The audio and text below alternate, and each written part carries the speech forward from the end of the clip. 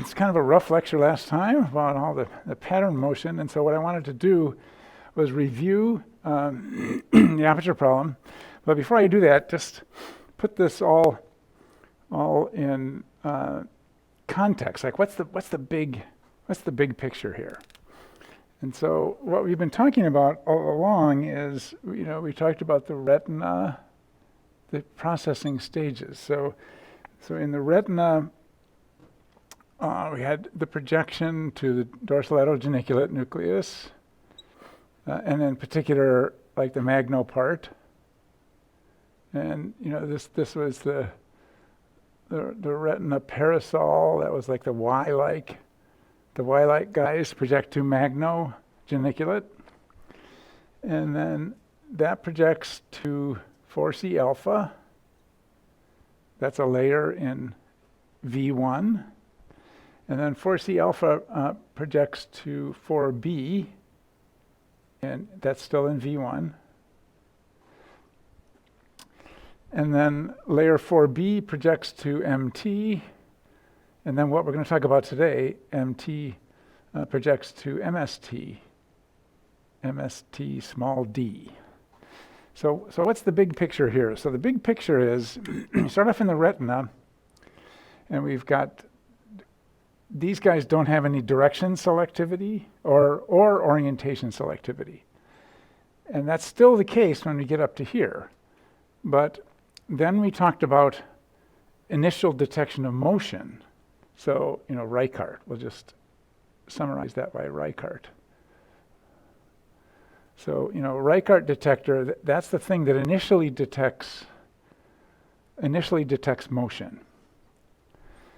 And then the idea is, that's good, but it turns out that the initial detection of motion is very confusing. It can't tell what the direction actually is. And that's just because of the design of the detector. The detector just looks at two different parts of the visual world, one with a delay, and if you make a detector like that, it's going to have this problem where it can't tell what's going on because you've got a little aperture like that, and there's just something going through the aperture. But the problem is, what if that little thing going through the aperture is actually moving that way also? In that case, you can't see it. The aperture, the detector can't see it because it can't pick up anything along this. Doesn't change what the detector sees.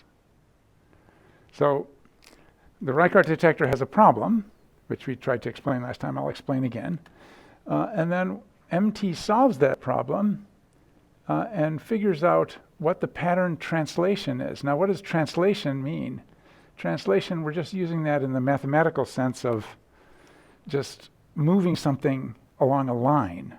That's the meaning of translation, pattern translation. That means moving the pattern in a particular direction just along a line. So MT can solve that problem. It can figure out what direction the pattern is going. But it turns out it has a problem detecting complex motion.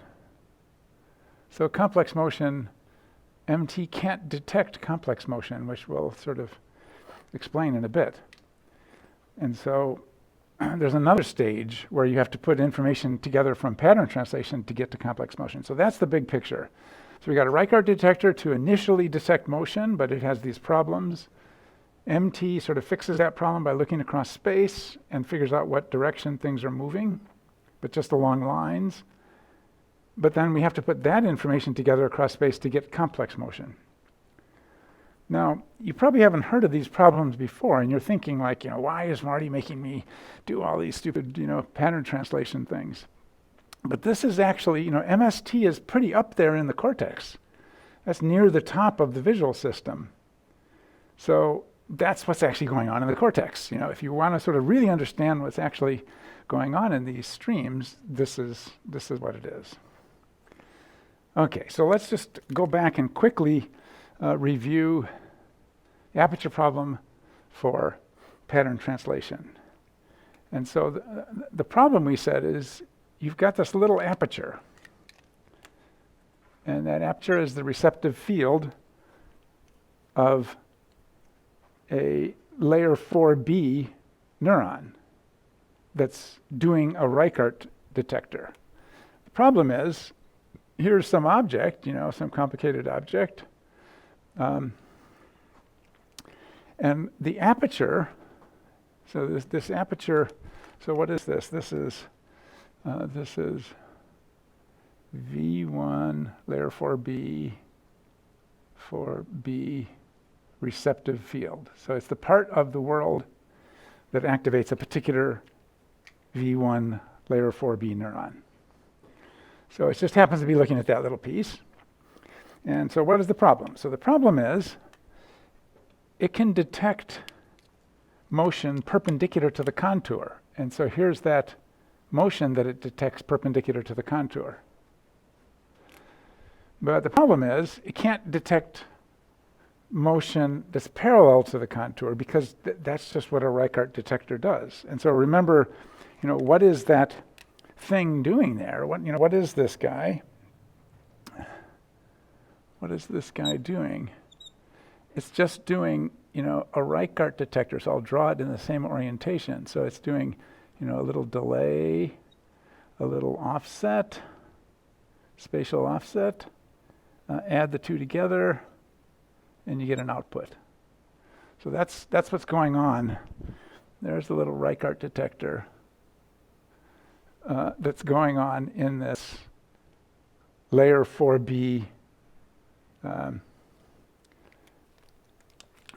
put layer V1 layer 4B neuron.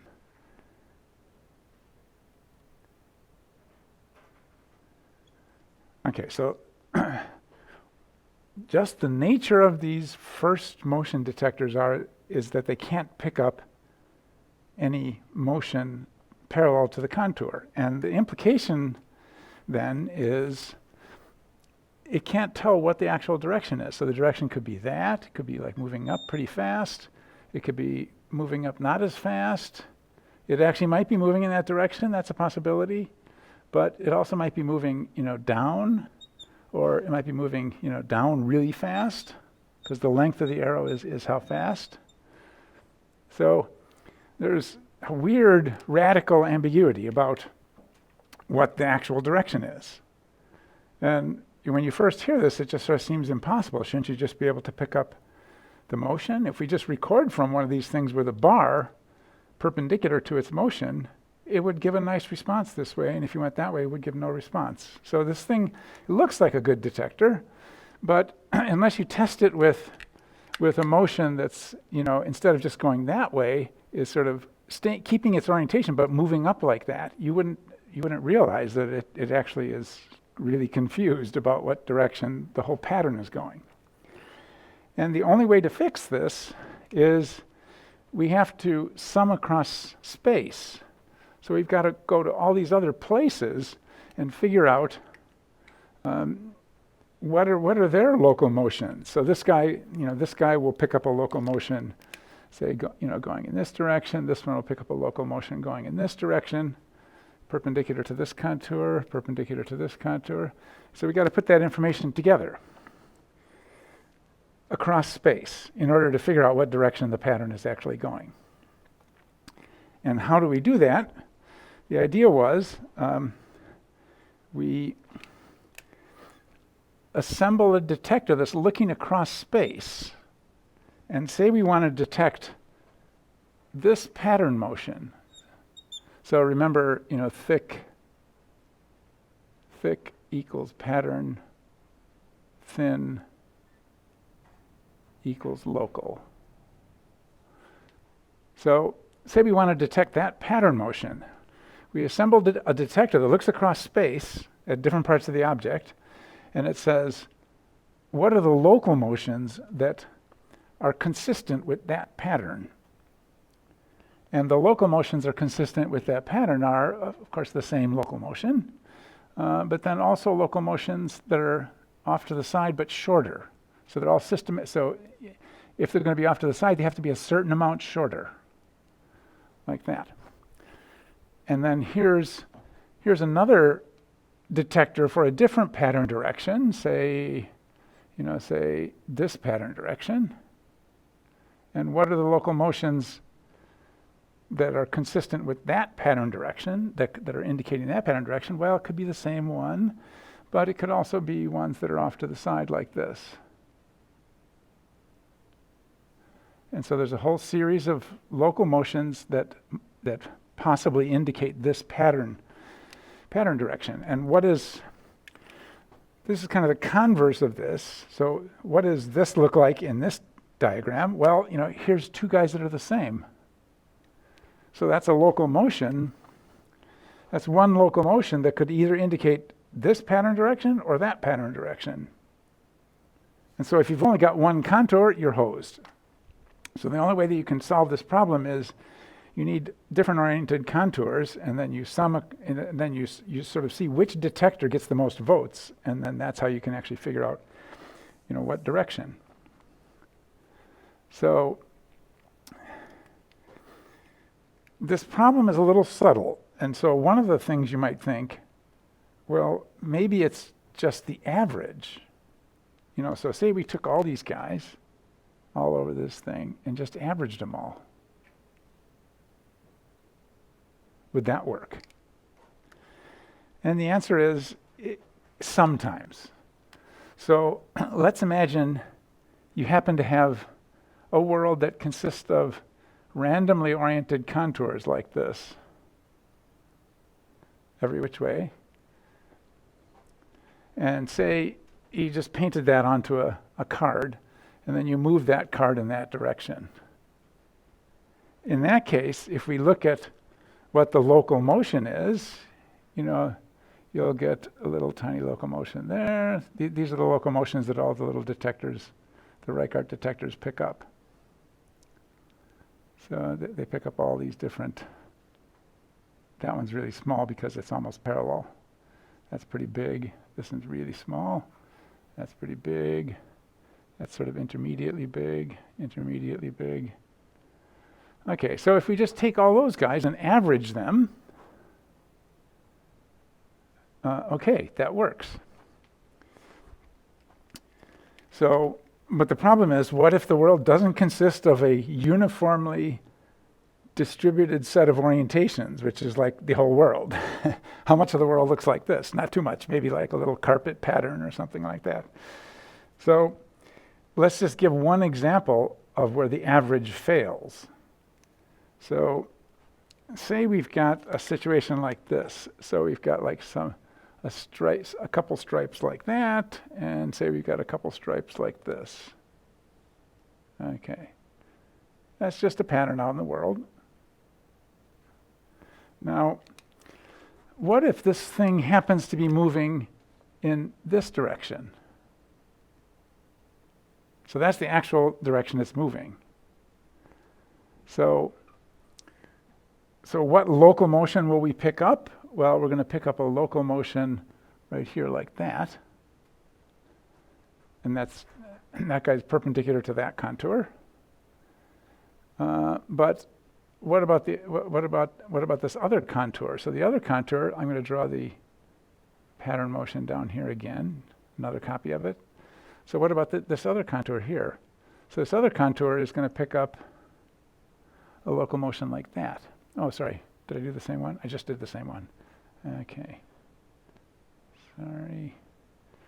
Okay, so the one we want is this other contour here. And so this other contour, here's the parallel line to that other contour. This guy is going to pick up a perpendicular motion like that. Okay, I did it right that time. So basically, we're going to get two local motions. So here's let me put a star next to them. Here's the two local motions. So if we average those two local motions, we won't get the right answer. The average is off to the left that way. It's not up. So the average, it's not just the average. And if we look back to this picture, you can see it's possible we could just have this local motion and that local motion. They're both off to the left, but together they actually signify that pattern motion. So it really is this voting business. So MT has to do this voting business and figure out, what the actual pattern direction is. So one thing I didn't talk about is, is there any, we're all often sort of theoretical land, is there any sort of evidence that MT really does have this problem, that it does solve this problem, and that V1 has this problem? And so it turns out if we do 4 sets of recordings, okay, so here's, I'm going to 4 different graphs, 4 sets of recordings. And so for the first recording, what we're going to do, and then we're going to divide this into, this is V1 layer 4B, and this is MT. So we'll do the same stimulus in V1 and MT.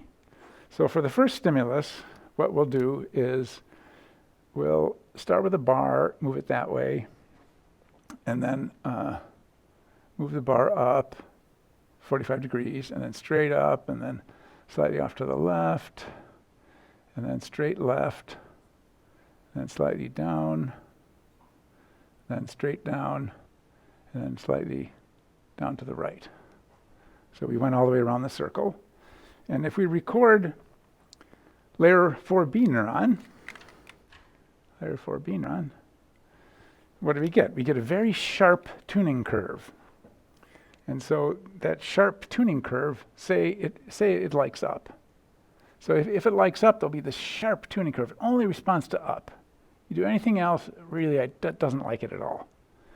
And so when people first did this in layer 4B, they said, wow, it's really direction selective. It really likes, like this guy just likes up. That guy likes up. Now if you go to MT and find an up neuron, MT is kind of it still looks lazy. Like you go like MT, man, MT is kind of down on it. This guy is really direction selective, but MT, it's a little lazy. It kind of accepts a lot of different orientations. But turns out MT is more crafty than it looks like from this broad tuning curve. And so what we can do instead, we can try a different stimulus for V1 layer 4B. And this different stimulus is, let's make a little plaid pattern and move it that way, and then move the plaid pattern up to the right, and then move the plaid pattern straight up, and then move it, slightly to the left, and move it straight to the left, and then move it, slightly down to the left, and then move it completely down to the left, and then finally move it slightly down to the right. So we're doing the same test we did before. Now what happens to that same neuron? So same neuron. So now what happens is it doesn't like up. And in fact, it just likes 45 degrees to the right and 45 degrees to the left. And so the same neuron will give this tuning curve. And so you can see, wow, it's seriously confused. If we take this plaid pattern and move it 45 degrees to the right, it thinks it's moving up. If we actually move it up, it doesn't respond at all. So what's going on there? Well, it's just Reichardt. So let's just take one of these. Let's just take one of these plaid patterns. So here's a plaid pattern like that, and say it's actually moving. It's actually moving this direction. So let's take this guy out here a little bit bigger. So it's actually moving this direction. This is the pattern direction it's moving. What's going on here? Well, this cell is saying, well, I'm picking up some up perpendicular to that contour, and then and so I'm going to respond because I see some up. Now, what happens when we say move this pattern straight up? So if we move it straight up, like that, then what local motion is it going to see? Well, it's going to see off to the side, which it doesn't like, and it's going to also see off to this side. So those are the perpendicular motions that it'll pick up. And so when you move the pattern up, it's going to say no. When you move the pattern off to the right, but you've got the contour, one of the subcontours moving up, yes. And so you can see V1 layer 4B cannot see what direction a simple pattern is moving. Completely can't see it.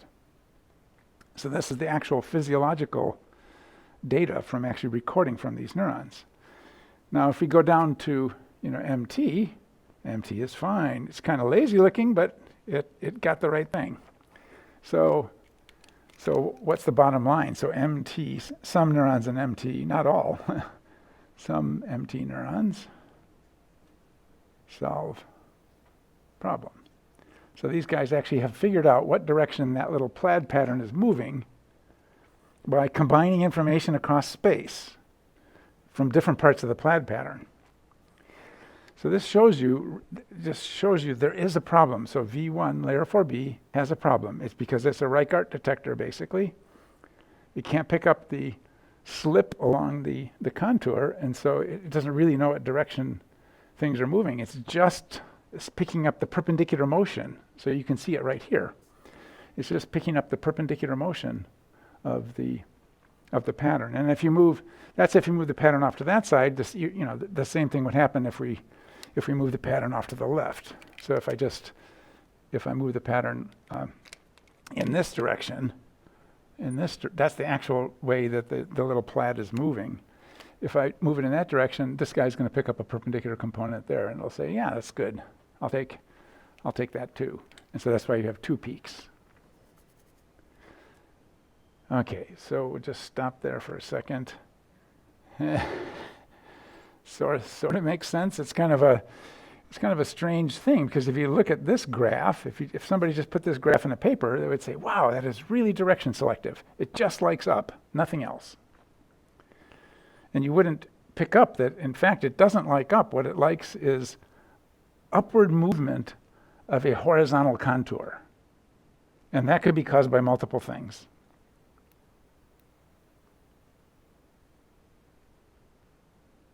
Okay, so any questions about this?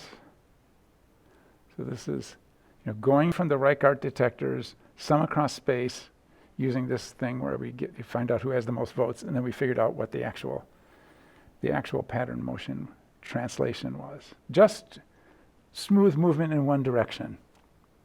So you say MT is kind of smarter, but MT thinks the world is made up of rigid things that just move in one direction. So here, I'll put that down. So MT thinks,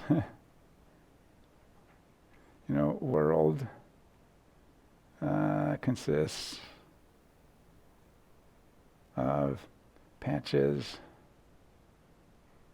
of patterns that move along lines.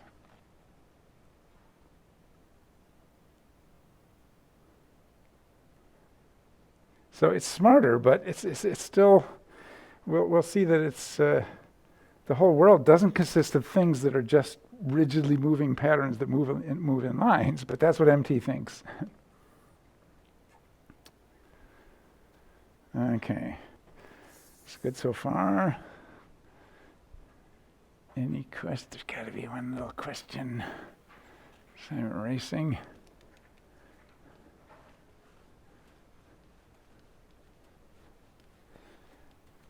Redefine pattern motion and local motion again. So, local motion is motion that a Reichart detector picks up perpendicular to a contour.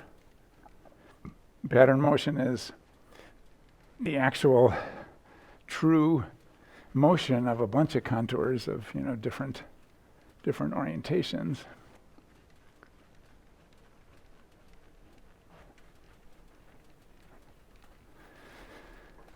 Okay, as if that wasn't bad enough, it still doesn't come close to describing what actually happens in the real world. And so here's just a quick example. So like I'm sitting at the learning glass. So here's the learning glass, got some lights over it, like that. And I'm looking at the Dalai Lama picture over there. There's the little camera. And I've got a desk in front of me like that. And I got some papers on the desk. Okay, so if I'm sitting here like this and I just move forward, what happens?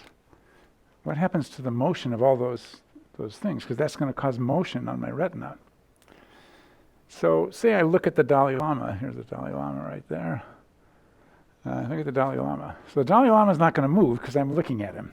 Let's make him a little bigger. He's not going to move because I'm looking straight at him. But what about the camera? The camera is going to move up a little bit on my retina as I get closer. And the lights are going to move out that way. And the top of the board is going to move out that way. And the side of the board is going to move out that way. And this part of the table is going to move out that way. And the table leg is really going to move. So that's a complicated motion that's going to happen across the entire retina. It's complicated motion, like everything's moving. You just don't, you walk around and you have this feeling of stability when you look out, but what's actually coming into your retina is a complicated mess of stuff moving in different directions. MT doesn't know anything about that. MT can't understand that. That's actually a complicated motion. There's many other more complicated motions. So let's just take this paper like this. What if I just rotate the paper like that? That's a motion. And what's going on there? Well, I started off with the paper, and then I rotated it. And then it got narrower. So what happened here, this part of the paper moved that way, that edge moved that way, that one moved that way, and the edges on the side didn't move. Or what if I rotate the paper? If I rotate the paper, what's going to happen? Well, there's going to be sort of motion, kind of a rotating motion like that of these contours. MT can't see that. Well, what if I did, something? What if I did something like I not only rotated the paper like that, but at the same time as I rotated the paper, I brought it forward. So if I start like that and rotate it this way and then bring it forward at the same time, that could easily happen. You just look at a piece of paper, it's moving around, whatever. It's not an uncommon thing. What that's going to do is give you yet a more complicated pattern. There's going to be some dilating parts and then some shrinking parts. You could have all different kinds of patterns. You could have spiraling patterns. You could have patterns where it's kind of expanding horizontally, but it's actually sort of shrinking vertically. That's another possibility. Something like that. Yeah, so there's just like this god-awful mess of all different kinds of complex motions that are out there and that are important for figuring out, is that the same object? Is that object coming toward me? Is it going away from me? MT can't see any of that. And so, what is the evidence that MT can't see any of it? And we should at least make just a quick and dirty diagram of where MSTd is. So basically we have V1 here, and that projects to MT. This guy is MT, and then in front of MT, sort of a little above MT, there's MSTd. That's approximately where it is on the brain. So one of the things that when people started recording from MST is they realized that the receptive fields there were really big. So V1 layer 4B, the receptive field might be, say, 1 degree, like 2 times the moon, quite small. If we go to MT, we said MT has to combine information across space. And so an MT receptive field might be 5 to 10 degrees. So that's like, 10 to 20 moons width. So it's looking at something, out in the world, like a little patch of the world. But what about MSTd? MSTd has huge receptive fields. The receptive field equals 20 to 40 degrees. So 40 degrees of visual angle, that's a lot. That's like a big chunk of the world, like say, this much of the board. So this brings up a problem. I'll just state the problem. We don't understand really how this works, but I'll just sort of state what the problem is. We know that, you start off in V1 and then gradually information sort of goes into the system. And then, where is your consciousness? Well, it's sort of somewhere up in the middle, you assume. But the thing that's weird about that, when you think about it, it can't all be up in the middle, because why does the world look sharp? If I look out at the world, I see faces, but I see eyebrows and eyes, and I see all these little detailed contours. That's kind of like V1. But up in the upper reaches of the cortex, it's looking out at these 20 degree, 40 degree patches. So how come the world doesn't look completely blurry? Like I just have this, there's some face over there. I can't really pick out any details. It doesn't look that way. I look at a face and it's got like all these, it looks like V1. Why is this? It's not clear at all. Real basic question. Why does the world look sharp when we know that the neurons that actually detect things like faces and complicated motions have big receptive fields? They're looking at large chunks of the world. Very interesting question. Not clear how that works. Okay, so we'll set that interesting question aside and just say what we do know. Yeah. I don't want to minimize it, but from what I understand is you have this cortical layer, V1, and it has all these card detectors, but there's tons of them. It's like rows and columns of just like picking up these lines, right? Yeah. The process of it goes through MT, so it just puts all this information together. Now, MT doesn't do what V1 or layer 4B does. It just intakes the information. Yeah. So if, per se, 4B wasn't picking up enough, MT wouldn't be able to do its job either. Well, so the question is, so the initial array of receptors is huge. It's got little Reichardt detectors all over the place. And then we put a whole bunch of them together, like a thousand of them together in MT. And so when an MT neuron fires, it's indicating like, some pattern across these 1,000 Reichardt detectors, but it doesn't know which one. It doesn't know which one. It's just sort of somebody in there, told me that the pattern was going this way. So the question is, why does it still look sharp? If my consciousness was located in MT, I would expect it to be sort of kind of blurry. But if it was like at MSTd, I would expect it to be really blurry. But is it that we don't know how they communicate, or is it that there is no specific communication? No, I think that we don't know exactly how it works. It must somehow involve some backflow that goes back to primary visual cortex, and it somehow allows our consciousness to have this perceptive sharpness, which is not there, at the level of these large receptive fields in the higher areas.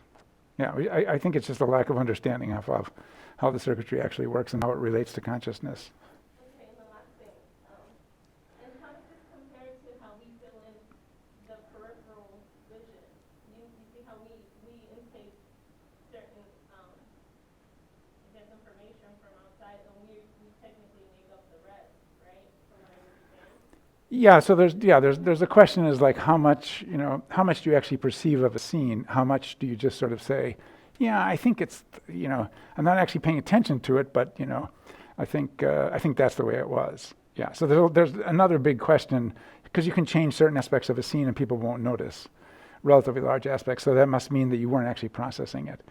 We'll get to that next time when we talk about attention and how we sort of focus attention on different parts. And attention is all over the place. MST has attention. All these areas have attention. But yes, that's a interesting topic for the next time.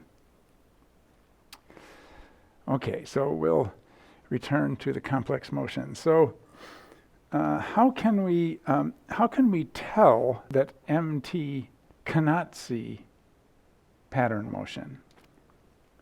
So say we've got an MT receptive field here. It's about this big. So this is MT receptive field.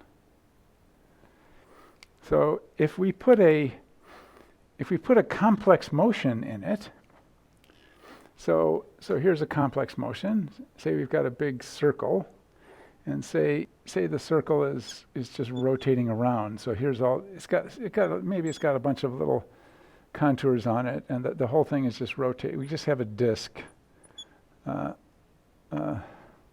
some paisley wallpaper on it, and it's all rotating around like that.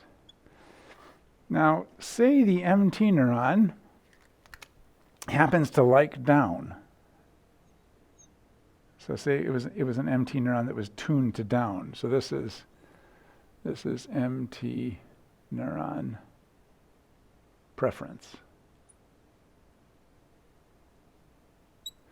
So if it was tuned to down and we rotated a disk a little off to the side here, it would give a response. But if we took that same disk and just moved it over here, so let's just move it over here. So here, took the same disk, moved it over here, rotated it the same way. So this is a counterclockwise motion. So do the same thing over here. Well, then it's going to be going up over there like that. So we took the same disk, did a same counterclockwise rotation, counterclockwise, and now it doesn't like it. Why doesn't it like it? Well, because it likes down, and there's up in the receptive field. So at first you might say, well, can it detect counterclockwise? Here it sort of looks like it.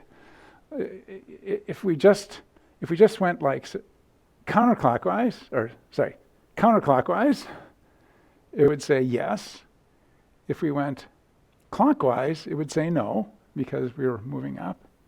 But then if we took that counterclockwise and just moved it off to the side, and did it over here, it would say no. And so it can't actually detect whether it's clockwise or counterclockwise.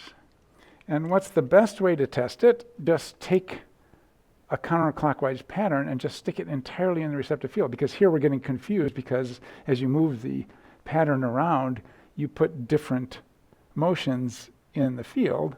And if this thing is sensitive to down, well, it can sort of give you a fake response, like it could tell the counterclockwise from clockwise, but we know it's a fake just because we just happen to put no down in the receptive field. And so how would you test it? Correctly, you would just try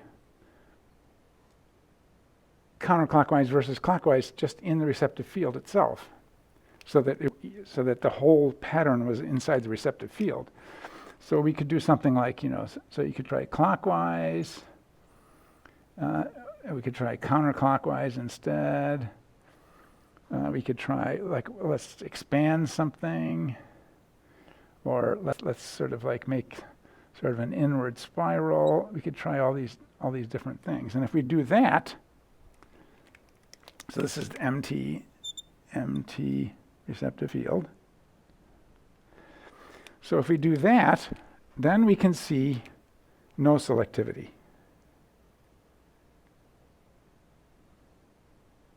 So it can't tell the difference between, so this guy is, clockwise, and this guy is counterclockwise. So now we can see it really can't tell the difference. Whereas if we just tested with a big pattern and didn't move it around, then it would seem to respond to, better to counterclockwise, but that's just because we happen to put a little piece of up versus down in the receptive field, where the receptive field likes down. So sort of people sort of clear on the tests here. So what we're trying to do is we're trying to figure out, can MT actually see a complex motion like a rotation? And so the best way to test it is, keep stim all in receptive field. So if we keep the stimulus all in the receptive field, then we can try these different ones, and when we do, we see there's no selectivity. And no selectivity in MT. But if you just go a little forward into MSTd, you see good selectivity. So the same stimulus, good selectivity in MSTd. And what does that mean? That means that if we did the same test in MSTd, it might like, say, expansion, but it wouldn't like clockwise rotation, and it wouldn't like counterclockwise rotation, and it wouldn't like an inward spiral. So that's how we know that MSTd can detect these complicated motions, more complicated motions, and that's also how we know that MT cannot detect these complicated motions. So that's why I said MT is kind of stupider than you think. It just thinks the whole world consists of patches of stuff moving in one direction. But it has no concept of like a rotating patch or, an expanding patch. It just can't see it. So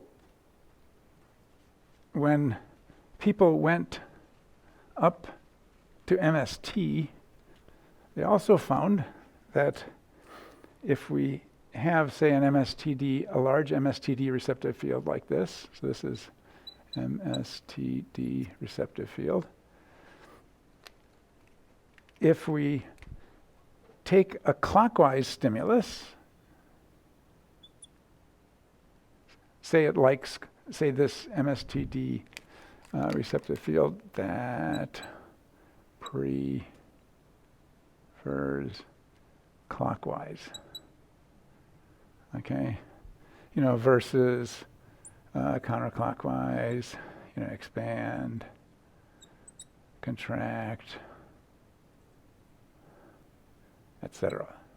So you could try a bunch of other patterns, and you could say, this guy likes clockwise. Now what we can do is we can move the stimulus around. So what if I move it over here? Turns out still likes clockwise. So we call that, position invariant response to clockwise. So now that gives us a feeling, yeah, it really understands clockwise. I can move clockwise around in different parts, and it says clockwise, clockwise, clockwise, clockwise. If I move counterclockwise around, doesn't like that, doesn't like that. If I move expansion around, doesn't like it. If I move contraction around, doesn't like it. So you really get the feeling when you look at this experiment that the MSTd neuron really is looking for clockwise, and it can tell clockwise even when you don't put it in the exact same place. Okay, so people have that concept of, it's like a position invariant response. So you really feel like, yeah, it's actually seeing It's actually detecting a particular kind of a pattern. And it's not doing something like MT did over here, because MT, if you just put a little piece of clockwise versus counterclockwise in an MT receptive field, it can sort of it'll say like yes for one and no for the other, but it doesn't really understand it. When we stick it all inside the receptive field, you can see it doesn't really understand it.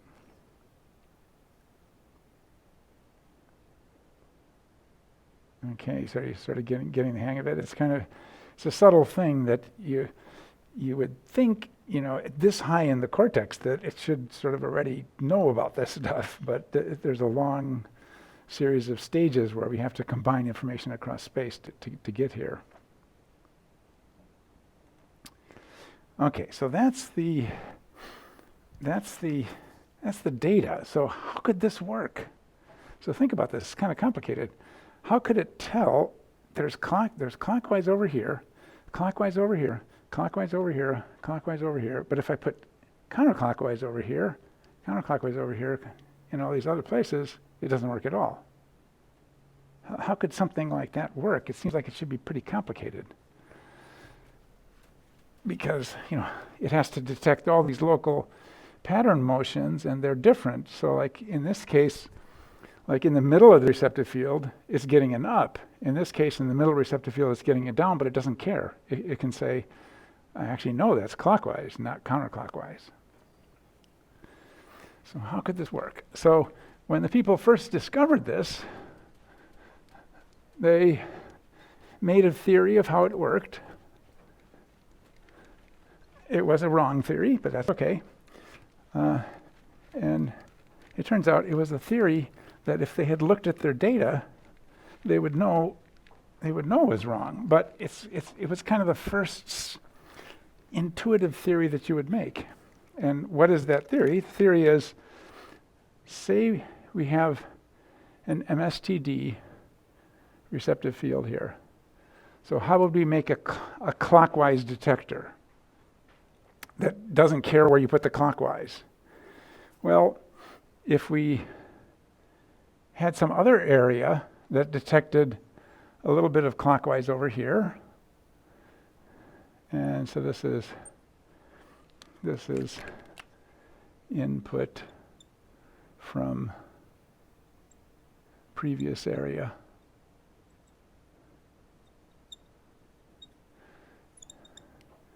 Say we had some other area, not MSTd, but some other area that had clockwise detectors in it, but smaller ones. And then what if we just sum these guys all up? Then we would have a clockwise detector that would be able to detect clockwise no matter where you put it. So you do a little clockwise here, a little clockwise here, put them all together, you get a clockwise detector that's position invariant. That's a sensible thing. That's kind of like the first intuitive thing you would think of. You also had data that shows that it can possibly be this way. And what is that data? Well, what is the input to MSTd? Well, it's coming from MT. What happens in MT? Can't tell clockwise apart from counterclockwise. Yeah. I'm sure you understand that. I was gonna say, well, if you're lining up like multiple at the same time, like up and down, maybe that pattern? Rather than just one direction, just up, like simultaneously lining up and down.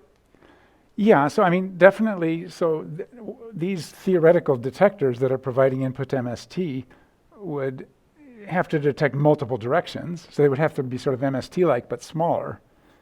And then we would sort of combine them across space, and then we would get a position invariant one.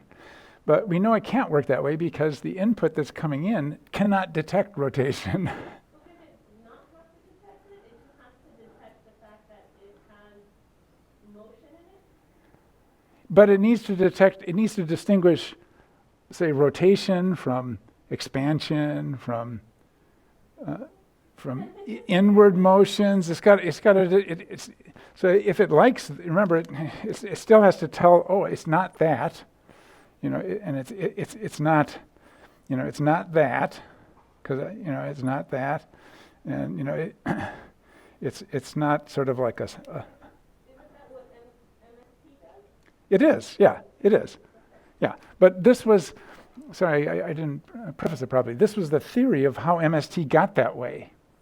So the idea is that how does it get to the point where it can detect clockwise no matter where you put it? And so the most intuitive thing is, let's detect some clockwise here, and some clockwise here, and clockwise here, and put it together.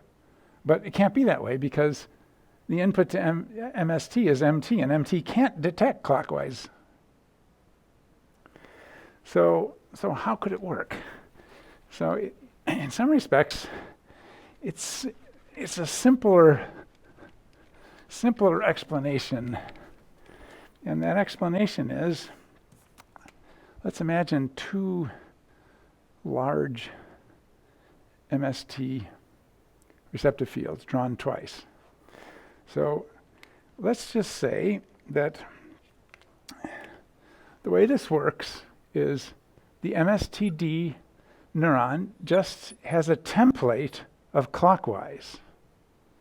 Okay, so it's fixed to the receptive field. So that it just likes, these are the directions it likes in each part of the receptive field. Now, at first you might think that's not going to work if you move the pattern around.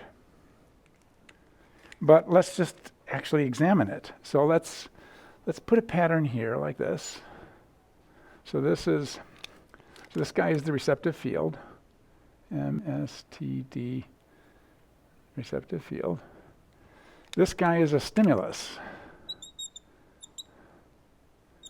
So let's put that stimulus in there, and let's say rotate it in a clockwise direction. So this is the stimulus motion now. So now I'm using a different, so thin is preference, and thick is motion.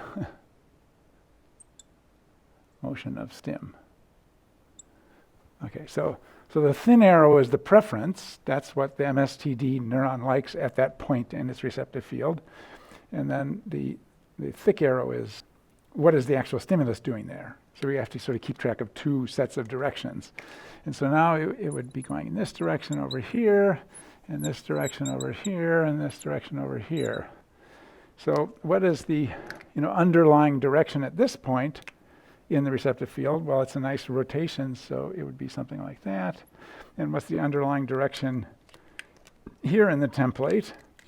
It would be something about like that. So let's look at that.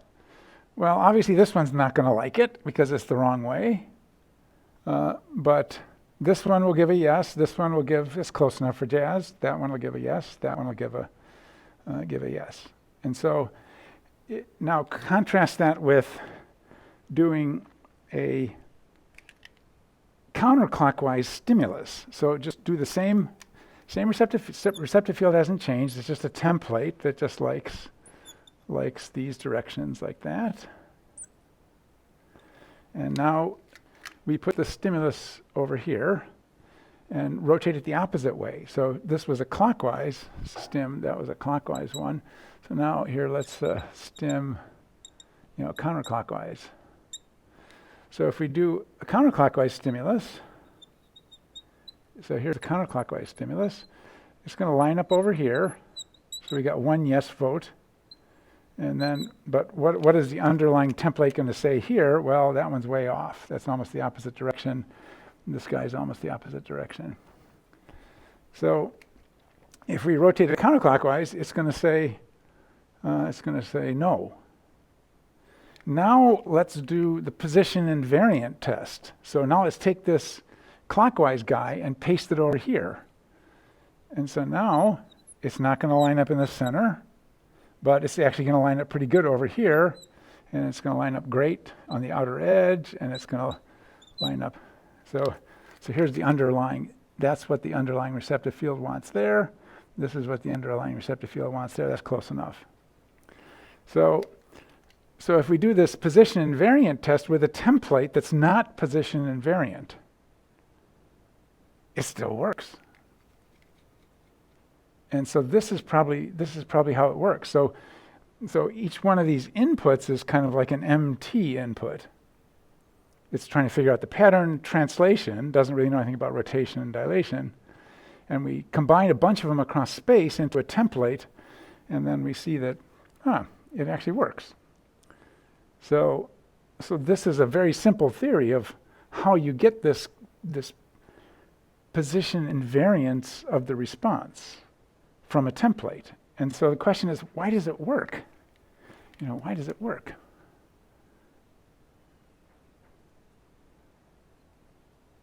And it works because we have a smooth change in stimulus features. That's why it works, because this template sort of smoothly changes. It's sort of like, it's to the right over here, and then it's 45 degrees down, and then it's straight down, with a nice smooth change across the visual field. If we move our stimulus around, it's going to still work. It's going to still be selective. So this is, I think this is a important insight into how higher levels of recognition work. They may involve things that look like templates, and you would think a template's not very good for detecting some complicated motion because the motion can move around relative to the template, and that would seem like that would mess things up. But as long as there's a relatively smooth change in whatever feature you're looking for, this setup will work. And I usually at this point give an example. Say we want to recognize a bicycle. So here's a bicycle. So you got there's the front triangle, back triangle. You got a wheel back here. You got the front wheel over here, seat. Okay, so there's a bicycle. So and we got a bunch of spokes over here. Now, it turns out if you go into the area V4, you can see that there are neurons that prefer things like a static pattern of contours, just radiating patterns. So these are static contours. So it's not motion. It just likes that. You put like a little bullseye thing, it likes that. And you can compare it to, well, let's try something like that. Doesn't like that.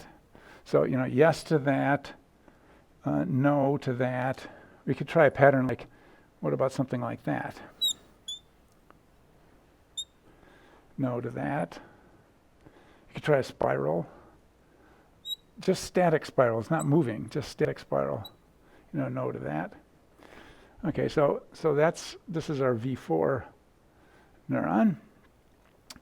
Now imagine we've got a V4 neuron looking at this wheel. So say the V4 neuron receptive field is something like this. So this is a V4 receptive field. If it's one of these guys that likes radiating, it's going to say yes. But critically, if it's a little off, it'll say yes anyway. And so, say we rotated the bike toward ourselves a little bit, still say yes. And move the two wheels closer to each other.